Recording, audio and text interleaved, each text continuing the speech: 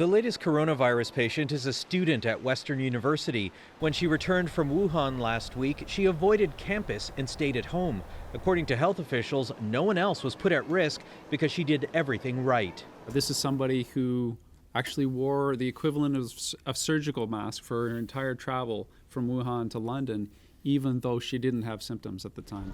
They're so confident they're not even releasing flight information.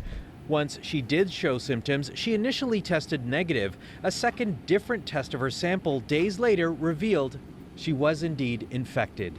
We all have new tests that we've run it against, and it's picking it up.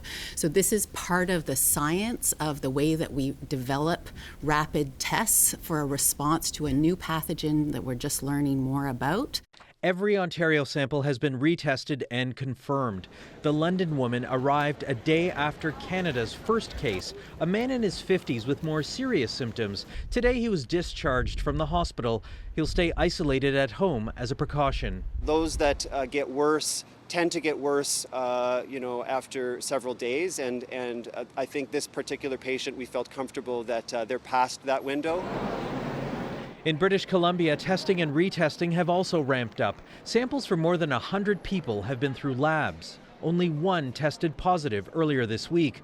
BC's top health officer says the outbreak has hit a critical phase that requires extra vigilance.